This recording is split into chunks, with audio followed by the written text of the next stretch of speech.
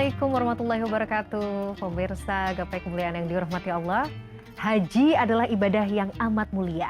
Ibadah tersebut adalah bagian dari rukun Islam bagi orang yang mampu menunaikannya, baik dari segi harta dan fisik. Namun hakikat haji tentu melampaui keduanya. Ibadah haji merupakan salah satu sarana bagi kaum muslimin untuk bersatu, meningkatkan ketakwaan dan meraih surga yang telah dijanjikan bagi orang-orang yang bertakwa. Karena sebaik-baik ibadah haji adalah haji yang mabrur. Lantas apa sejatinya hakikat haji ini? Bagaimana caranya agar kita kelak termasuk haji yang mabrur? Nah pemirsa, memasuki bulan Zulhijjah ini, tema bahasan yang akan kita kaji hari ini Masya Allah sekali temanya, yakni terkait haji, tak sekedar ibadah fisik. Untuk membahasnya seperti biasa, sudah hadir bersama saya di studio, ada gurunda kita semua, Kiai Haji Haris Hakam. Assalamualaikum Pak Kiai. Waalaikumsalam warahmatullahi wabarakatuh. Terima kasih sudah hadir. Sama-sama. Tampak segar hari ini Pak Kiai. Alhamdulillah. Sehat terus ya pokoknya ya, untuk berbagi ilmu. Bahagia. Amin, amin. Pak Kiai, hari ini bahasannya adalah soal ibadah haji. Baik. Karena saya juga belum ibadah haji, doakan ya Pak Kiai ya. Amin, Mau amin. belajar banyak nih hari ini, Amin. Masya Allah. Nah bagi Anda pemirsa yang juga memiliki pertanyaan, Anda bisa mengirimkan pertanyaan Anda baik berupa pesan teks maupun dalam bentuk video melalui nomor WhatsApp yang tertera di layar kaca. Anda juga berkesempatan untuk bertanya langsung pada Pak Kiai melalui sambungan Zoom yang nanti akan ditentukan oleh tim Gapai Kemuliaan. Pak Kiai, ini sudah memasuki bulan Zulhijjah ya. Jamaah haji dari Indonesia juga sudah mulai berangkat. Tapi kalau kita bicara soal haji ini, saya memang percaya ini memang murni undangan Allah. Karena banyak juga orang yang mampu mungkin dari segi harta, dari segi fisik, yang belum juga melaksanakan juga banyak. Tapi mungkin yang kita lihat secara fisik dan juga secara harta kekurangan, tapi Allah izinkan loh tiba di tanah suci. Bagaimana seharusnya kita ini memaknai haji? Silahkan. Baik, bismillah, walhamdulillah, wassalatu wassalamu ala rasulillah ma ba'du. Mbak Mila dan para pemirsa dimanapun Anda berada, haji mabrur itu malam ya'tham, ya, malam yukhalid ma'thamun. Selama dia tidak bercampur baur dengan hal yang diharamkan, maka hajinya mabrur. Dan haji ini adalah puncak dari sebuah ritual ibadah. Artinya gini, kalau orang sholat itu kan sifatnya fisikal. Kalau orang zakat mengeluarkan harta. Ya, kalau orang berpuasa ya tubuhnya yang melakukan ritual. Kalau haji itu semuanya. Semuanya. Ya, jadi dia ibadatul mal, ibadatul badan, wa ibadatul qalb. Hartanya, jiwanya dan lain sebagainya. Itu kenapa dia punya nilai tinggi sehingga disebut dengan rukun yang menyempurnakan di antara rukun Islam itu tadi. Tapi balasannya karena berat, karena rumit, balasannya itu dia bisa masuk surga. Al-hajjul mabrur laisa lahu jazaa'un illal jannah. Haji yang mabrur itu tidak ada balasannya kecuali surga. Ada dalam sebuah dialog sufi, ya, seorang murid bertanya kepada mursyidnya, apa yang sebaiknya ketika orang melakukan ibadah haji pulang ke rumah, apa yang baik? Gurunya bilang mati. Ya. Ketika sudah sampai di puncak mati. Ya Allah.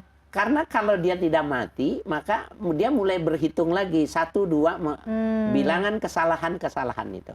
Ketika dia sudah diberikan mabrur, balasannya surga, kalau dia mati jauh lebih bagus. Tapi coba kita tawarkan bagi orang-orang yang melakukan ibadah haji, apakah siap nanti haji mabrur pulang meninggal? Kayaknya juga nggak semuanya siap ya Pak Kiai. Nggak semuanya orang siap itu tadi. Siap, ya. Padahal kalau dia tidak melakukan ibadah haji, belum ada jaminan. Untuk mendapatkan surga nggak ada jaminan. Tapi orang pulang haji, berdasarkan hadis yang sahih itu ada jaminan. Syaratnya malam yukhalid bihi ma'thamun. Selama dia tidak bercampur baur dengan yang salah, maka dia pasti hajinya mabrur. Jadi kualifikasi dikatakan haji mabrur itu tadi ya, tidak bercampur dengan sesuatu yang diharamkan oleh syariat. Ya, itu menurut definisi Imam Syafi'i seperti itu. Nah, Pak Kiai, apa yang perlu dipersiapkan ya ketika misalnya kita ingin beribadah haji? Misalnya nih ya, kita mungkin, saya mau berangkat deh gitu. Mungkin sudah Allah kasih rezeki cukup. Tapi yang perlu juga dipersiapkan. Mungkin mentalnya atau apa latihan-latihan rohani yang kita perlu persiapkan ke sana. Pertama, meluruskan niat. Oke. Dalam artian ada orang berangkat haji itu karena dia udah malu bertahun-tahun dipanggil Pak Haji, udah dipanggil Bu Haji, udah suruh doa tapi sebenarnya belum haji. Nah, itu perlu diluruskan. Ada yang orang haji karena dapat duit kaget, maka nggak pantas kalau tidak haji. Ya, itu mengapa ada orang yang kaya raya, Allah tidak mau menerima dia sebagai duyufur rahman, sebagai tamunya Allah. Tetapi ada orang yang tidak punya, saking dia senengnya, penginnya, ya dia tiap hari celengin uang, itu dikumpulin uang, dia satu hari 5.000, 10.000, paling sedikit 20.000, kan banyak sudah ditayangkan di CNN juga ditayangkan, mereka bisa berangkat haji. Kenapa? Ada orang yang mengulurkan tangannya mencukupi itu. Dilihat dari keseriusannya. Menabung kalau 10.000, 5.000 tahun berapa penuhnya? Karena harganya juga akan tetap naik. Dan mustahil dia untuk memenuhinya. Tapi keseriusannya yang menghantarkan dia untuk ke Mekah. Nah, orang yang di samping rumah kita kaya mamanya tidak berangkat karena dia nggak serius. Atau bisa jadi hartanya yang nggak mau dibawa ke sana. Nah, ini yang mesti kita pahami. Jadi hartanya yang nggak mau diajak ke sana. Hartanya, uangnya nggak mau bertemu dengan Tuhan. Karena dia mencarinya tidak bagus. Yang kita lihat cuma besar, cuma banyak. Ya, tetapi sebenarnya hartanya nggak mau. Dan dia sendiri juga punya rasa takut untuk melakukan itu. Nah, jadi jangan dikira bahwa semata-mata harus kaya yang bisa menghantar ke sana. Enggak juga. Betul, betul. Tapi keseriusan. Ya, baik. Bisa. Oke. Nah, nanti kita juga akan bahas soal hakikat-hakikat di balik ritual ibadah haji. Oke. Ini kita juga persiapan. Mudah-mudahan Allah nanti mudahkan kita yang belum melakukan ibadah haji, dimudahkan ya Pak Kiai. Aduh, amin. Mau sekali. Kita harus jeda dulu Pak Kiai. Pemirsa jangan kemana-mana. Gapai Kemuliaan akan kembali sesaat lagi.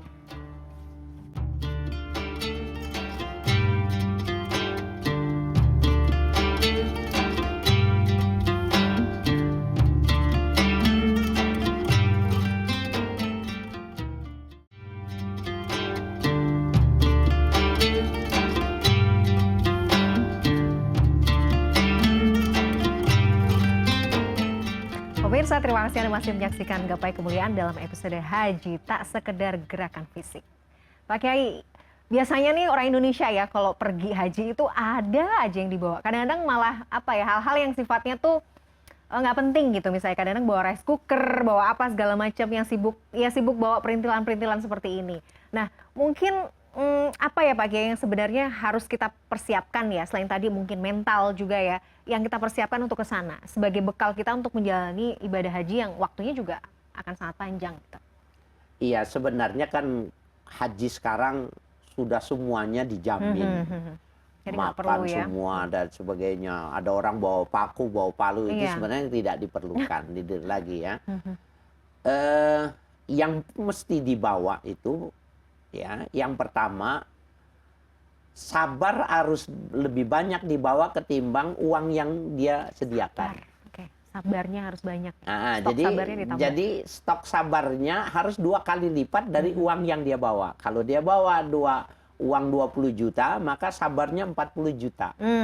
Kenapa? Orang bisa rusak ibadahnya karena nggak sabar. Betul. Gara-gara keinjak kain ihramnya marah. Dan itu rafas, fusuk, itu merusak ibadah. Bahkan ada melahirkan kesombongan. Ya, dari lantaran ya ketika dia merasa dianiaya terinjak. Artinya ada yang mengingatkan, Pak, jangan marah nanti hajinya rusak. Nih, tambah udah marah. 12 kali haji, kalau rusak 1 masih ada 11. Aduh, sombongnya. Nah, malah yang semacam itu kan sebenarnya rusak. Yang kedua, kalau dia bersama istri apalagi. Kelihatannya sederhana, di sini dia nggak suka cemburuan, tetapi ketika dia beribadah bareng, membantu ya wanita mengikat koper dan lain sebagainya, itu cemburunya nggak selesai 2 hari 3 hari.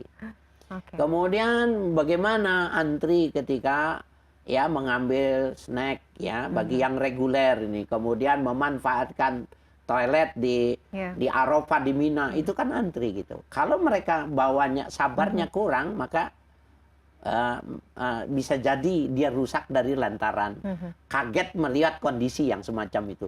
Bayangkan satu tempat 3 juta orang. Iya. Bukan ratusan ribu, jutaan. Masya Allah. Nah itu repot. Ya. Jadi sabarnya harus ditambah. Harus 2 kali lipat. Harus 2 kali lipat, Masya Allah. Ini juga persiapan ya. Jadi kita punya gambaran. Tapi Pak Kiai, apa sih sebenarnya hakikat dibalik mungkin atribut atau mungkin ritual yang dilaksanakan pada saat ibadah haji itu? Ya ini sebarangkali inti dalam kajian sufinya itu. Sebenarnya waktu dia berangkat itu dia udah pakai baju putih. Iya, ya sudah pakai baju putih. Tidak ada bedanya dia ketika duyufur rahman, kan sebutannya duyufur rahman, tamu Allah. Ya, dia pakai baju putih. Kemudian ketika dia masukkan ke liang lahat juga bajunya putih. Nah, setiap kali dia mau menghadap Allah itu sebenarnya apa bedanya ketika dia dipanggil juga melalui ya kuburan. Nah, itu pertama dia pahami bahwa kain ihram itu mengingatkan dia kepada kematian. Tawaf. Tawaf itu 7 kali putaran dari titik Hajar Aswad sampai putaran sampai 7 kali. 7 kali dalam hasanah Islam itu maknanya bukan bilangan setelah 6. 7 itu maknanya adadun katsir, bilangan yang banyak. Orang betapapun kemanapun dia melakukan beribu-ribu kali, itu makna 7 kali itu, maka dia sebenarnya kembalinya ke tempat titik dia bermulai. Jadi kemana saja dia hidup, pulangnya akan ke situ. Sebenarnya dia berujungnya di tempat dia memulainya. Nah, jadi orang yang tawaf itu sangat dianjurkan untuk mengatakan Rabbana atina fid dunya hasanah wa fil akhirati hasanah. Itu yang paling dianjurkan untuk dibaca. Kenapa? Mau kemana saja, bahwa sebenarnya kita kembali kepada asal. Itu filosofinya.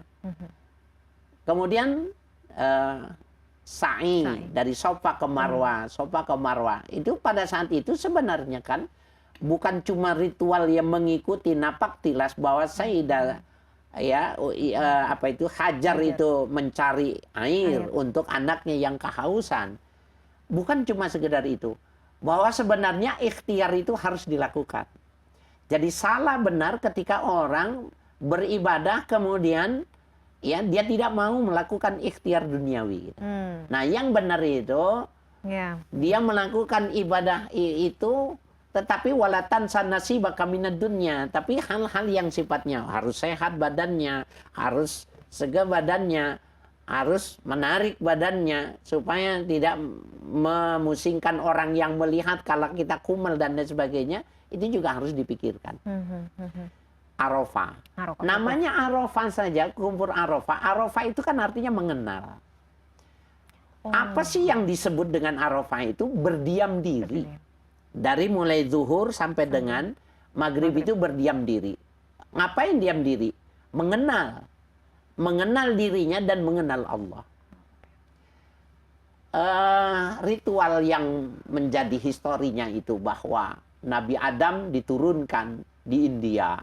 Kemudian Siti Hajar di Jazirah Arab. Maka ketemunya di Gunung Arafah itu. Sehingga dia mengenal. Bahwa kata mengenal dia berkasih sayang, bertemu lagi dengan kekasihnya, dengan pasangannya. Bukan cuma sekedar itu. Dia mengenal benar. Kalau bukan karena Tuhannya, dia nggak bisa ketemu. Karena pada waktu itu tidak ada rambu-rambu. Dan bisa dibayangkan kalau kondisinya sekian ribu tahun yang lalu, maka kondisi dunia tidak seperti sekarang. Tetapi pada saat dia dipertemukan, dia kembali lagi dengan sebuah kebahagiaan yang dia rindukan itu, maka dia kenal benar. Kalau nggak dibantu sama Allah, kita itu nggak punya kemampuan. Nah, jadi orang yang wukuf di Arafah itu, pada tahapan dia mengerti benar bahwa dia nggak bisa tanpa ditolong oleh Allah, maka sudah berhasil dia wukuf di Arafah. Masya Allah ya. Aduh, membayangkan. Banyak cerita yang kemudian, maksudnya karena jadi lihat-lihat ya, Pak Kiai, saking pengennya haji suatu saat nanti, mudah-mudahan Allah mudahkan. Kan lihat pengalaman orang-orang gitu ya, ibadah haji. Ada banyak yang kemudian merasa wukuf di Arafah ini salah satu yang paling emosional ya secara apa ya namanya, spiritual gitu. Karena berdiam diri dikasih waktu sekian panjang untuk berdoa gitu ya.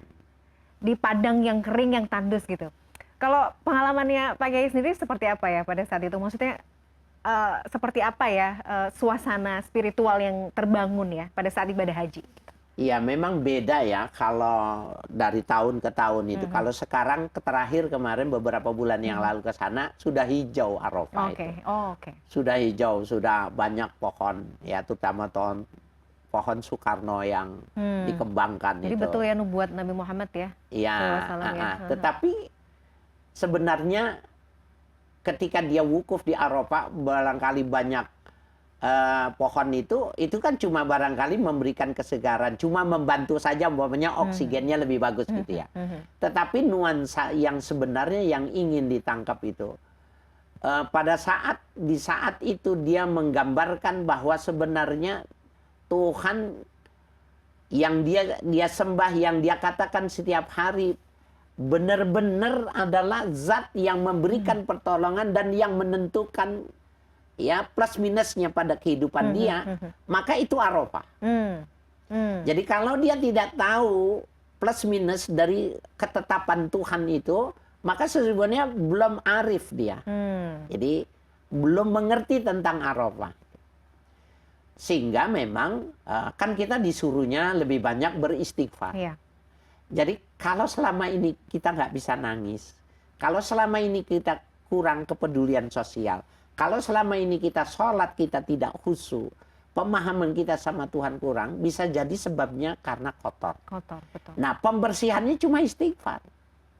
Saya punya jamaah haji itu, masuk kota Mekah, orang nangis, dia nggak menangis. Iya. Kemudian ketika masuk Masjidil Haram, orang menangis, dia nggak menangis. Waktu melihat Ka'bah, orang menangis, dia nggak menangis. Masuk ke Arafah, tanggal 9 Zulhijjah, orang-orang nangis, dia nggak menangis. Akhirnya dia bilang, Pak Ustadz, kenapa saya nggak bisa nangis seperti yang lain? Ya, ajak geser sedikit ke tempat itu, ajak ngomong berdua. Coba sekarang jangan lakukan apa-apa, cuma bertobat saja. Kalau yang di rumah itu memang masih ada, sekarang telepon aja, nanti pulang akan diberikan kepada mereka, akan disalurkan secara benar, suruh catat bahwa pulang ini pasti dilakukan. Taubat aja lakukan. Dia nengok saya gitu. Kok tahu gitu, ada yang ditutupi gitu. Bener Pak Giat. Pada saat itu dia nangis. Masya Allah. Diingatkan itu dia nangis. Dan pada waktu saya seneng, dia telepon kepada istrinya, Ma, aku udah bisa nangis, Ma. Aku udah bisa nangis. Iya.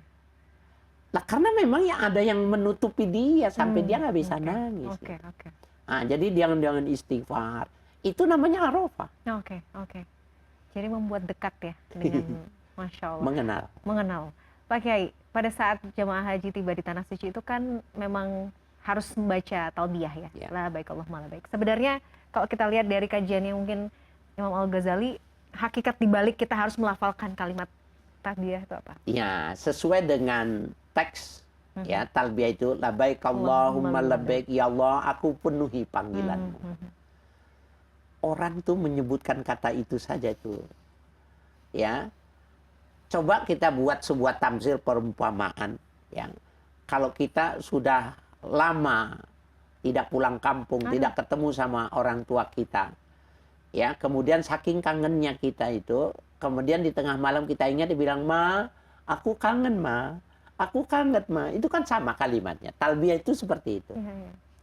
Ya Allah, aku kesini memenuhi panggilanmu, ya Allah. Aku memenuhi panggilanmu, ya Allah. Itu saja dia sudah tidak sanggup. Dia pasti nangis. Ketika dia menghayati bahwa dia mengatakan, aku menjumpaimu, aku memenuhi panggilanmu. Gitu. Talbiyah itu. Sehingga dia kata dipanggil oleh Allah itu pada saat itu, kalau saja dipanggil dengan kematian, maka dia tidak menolak. Kalau dia mengerti benar bahwa talbiyah itu adalah dia mengatakan aku ingin datang, aku ingin ketemu. Nah, itu mengapa ya orang yang memahami talbiyah itu dia siap kapan saja dipanggil oleh Allah. itu kan menjawab sebenarnya kerinduan juga ya Pak Kiai. Rindu. Tidak hanya kitanya yang rindu, Allahnya juga memberikan kesempatan untuk Ya, dalam hadis mengobati dikatakan, kerinduan. ya, barang siapa yang ingin bertemu dengan Allah, maka Allah juga ingin bertemu dengan dirinya. Ya, jadi orang yang ingin bertemu sama Allah, ya, maka sesungguhnya ahabballahu liqa'ahu. Allah akan suka berjumpa dengan orang itu. Nah, itu mengapa dia tidak boleh terhalangi oleh dunia hatinya. Kenapa dia nggak bisa waktu di Jakarta ini? Karena dia bergelimang dengan duniawi. Ya. Ketika dia pergi, nggak ada keluarganya, tidak ada bosnya, tidak ada pekerjaannya, dia cuma ibadah saja. Ya, betul. Cuma ibadah saja yang dia kerjakan. Dia dekat-dekat sama Tuhan. Dia terasa sekali tidak ada batas antara dia dengan Tuhan.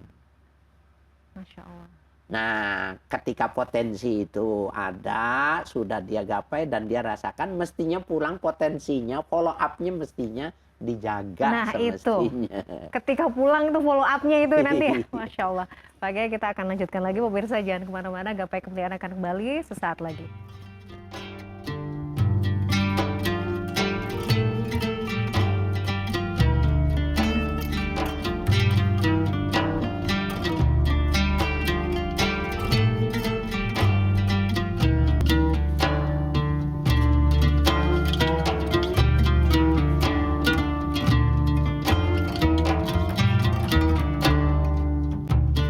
Pemirsa, terima kasih Anda masih menyaksikan Gapai Kemuliaan. Kita lanjutkan lagi pembahasan kita, Pak Kiai. Pak Kiai, yang namanya kita tuh diundang ke Tanah Suci melaksanakan ibadah haji itu kan kita sebagai tamu Allah. Yang namanya tamu itu kan sebenarnya juga nggak boleh seenaknya ya. Harus tahu adab gitu. Yang tadi mungkin Pak Kiai sudah sampaikan di awal, sabarnya ditambah gitu kan. Apalagi yang perlu kita juga perhatikan selain sabar ini, Pak Kiai? Ikhlas. Kemudian ukhuwah. Kan dia ketemu sama saudaranya semua. Dari seluruh dunia. Pada saat itu sebenarnya lita'arofu yang bahwa Allah menciptakan suku bangsa lita'arofu, pada saat itu dia membuktikan ayat Tuhan. Betul. Ya, Mekah satu-satunya miniatur akhirat, karena pada saat itu 3 juta itu seluruh dunia itu representatif ada di kota Mekah. Sehingga dia bangga sekali melihat orang saudara-saudaranya bahwa yang datang dan mempertemukan nama dia itu adalah Islam. Agamanya, ibadahnya yang mempertemukan dia. Sehingga dia mesti ikhlas. Kemudian dia mesti ya ukhuwah, kebersamaannya itu benar-benar. Jadi nggak ada lagi merasa lebih hebat dan lain sebagainya. Kenapa juga mesti dipakaikan baju putih itu, pakaian putih, sebab putih supaya tidak ada kelas sosial lagi. Karena nggak boleh lagi pakai jas, nggak boleh lagi nempel pangkat dan lain sebagainya. Sama semua. Ya, semuanya sama. Dan yang terpenting juga bahwa pada saat dia melakukan ibadah haji, ritual haji yang semacam itu, pada saat itu yang sangat inti dia nggak bisa mengerjakan sendiri. Kan bisa dibayangkan ya kalau ibadah sendiri dengan ibadah bersama-sama, ya. Nah di sana semua ibadah nggak ada yang sendiri-sendiri. Iya, semua dikerjakan secara bersama-sama. Maka sebenarnya kita sudah diingatkan sebagai makhluk sosial itu bahwa kebersamaan itu bisa menyebabkan segala sesuatu itu bisa dicapai. Tawaf, sa'i, wukuf, melontar jamroh dengan bersama-sama semua bisa diselesaikan. Sebenarnya sifat individual itu bisa hilang kalau kita memahami tata cara segala sesuatu dilakukan dengan bersama-sama. Masya Allah. Ya, itu yang paling esensi, anania. Jadi egoisme itu bisa hilang ketika dia memahami ibadah itu dilakukan secara bersama-sama. Pak Kiai, kalau disimpulkan, sebenarnya keutamaan pelaksanaan haji itu apa saja sih? Ya, yang pertama karena dia memang menjadi rukun Islam yang kelima. Penyempurna ya. Ya, penyempurna.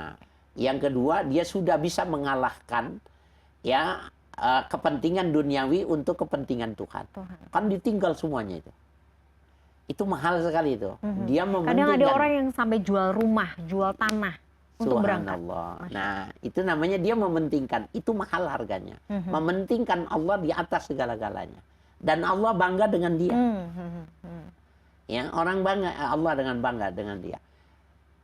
Yang berikutnya bahwa orang yang melakukan ibadah haji itu di sana itu bukan nasib. Oh, bukan nasib. Bukan nasib, tetapi dia memang diberikan oleh Allah. Itu karunia gitu.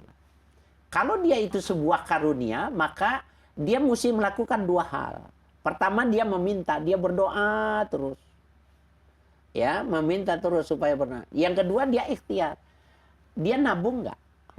Kalau dia nggak nabung, maka sesungguhnya Allah bilang, kamu memang nggak niat mau haji. Gak melihat haji. Nah, sekarang lagi, apalagi kalau ada sekarang ini kan marketing umroh ini luar biasa ya. Ayo umroh dulu, haji 27 tahun, 30 tahun gitu.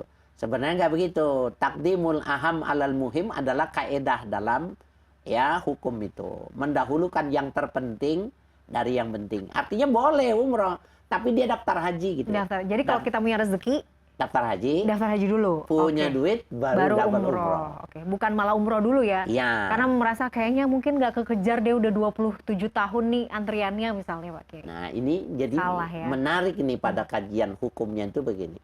Kalau mazhab kita Syafi'i itu begitu penjelasannya tuh. Karena memang yang sunnah tidak bisa mengalahkan yang wajib. Dan kan umroh kan wajib juga umpamanya. Ada orang mengatakan umroh kan wajib. Nah, umrah yang wajib itu adalah umrah yang ditentukan waktunya. Al-hajju asyhurum ma'lumat.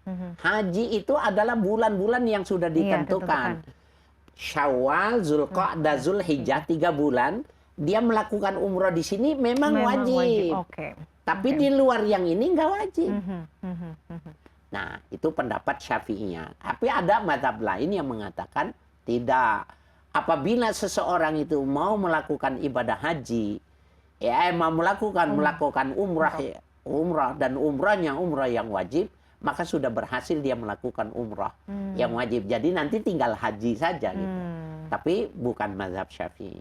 Oke, jadi intinya kalau punya rezeki, ayo segera daftar haji. Buktikan sama Allah kalau kita tuh punya niat ya. Ya, walau umpamanya kalau daftarnya itu kecelengan. Iya.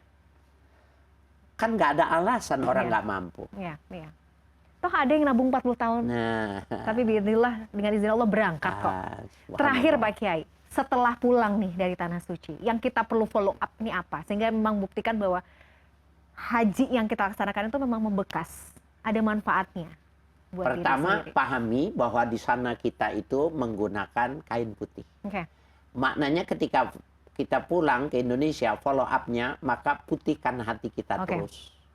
Yang kedua, bahwa kita itu tawaf, selama kita di Indonesia, pulang itu kita mesti paham. Kemana saja kita usahakan, kita akan kembali kepada titik awal. Kita dari Allah, kembalinya kepada Allah. Nah, maka kita nggak berani melakukan kesalahan. Jadi tawaf itu mengajarkan orang untuk takut melakukan kesalahan karena kita akan berangkat dari Allah, kembali dari Allah. Ketemu lagi sama Allah. Yang ketiga pada aspek sa'i, orang yang melakukan sa'i, bahwa sesungguhnya kamu cuma wajibnya ikhtiar. Keberhasilan itu nanti Allah yang berikan. Kan Zam-Zam itu siapa yang menginformasikan? Enggak diberitahukan. Maka Siti Hajar taat dia untuk melakukan sebuah ikhtiar. Nah, ketika orang Islam itu dia melakukan ikhtiar, maka dia sudah melakukan sebuah ritual haji secara benar. Ini closing yang sangat powerful. Yang penting ikhtiar dulu. Allah nggak akan sia-siakan kok ikhtiar kita ya Pak Kiai. Masya Allah. Pak Kiai, terima kasih atas ilmunya. Amin. Ini luar biasa bermanfaat. Mudah-mudahan kita yang belum mendapatkan kesempatan ibadah haji akan Allah mudahkan nantinya. Amin. Amin. Doakan ya Pak Kiai ya. Amin, Terima insyaallah. kasih ilmunya. Pemirsa, tidak terasa kita sudah sampai di penghujung program Gapai Kemuliaan. Semoga apa yang kita bahas hari ini bisa menambah ilmu kita dan juga keimanan kita kepada Allah Azza wa Jalla. Saya Meladia Rahma dan juga Kiai Haji Haris Hakam undur diri. Insya Allah kita akan jumpa kembali pada Gapai Kemuliaan berikutnya. Wabillahi taufiq wal hidayah. Wassalamualaikum warahmatullahi wabarakatuh. Waalaikumsalam warahmatullahi Makasih, wabarakatuh.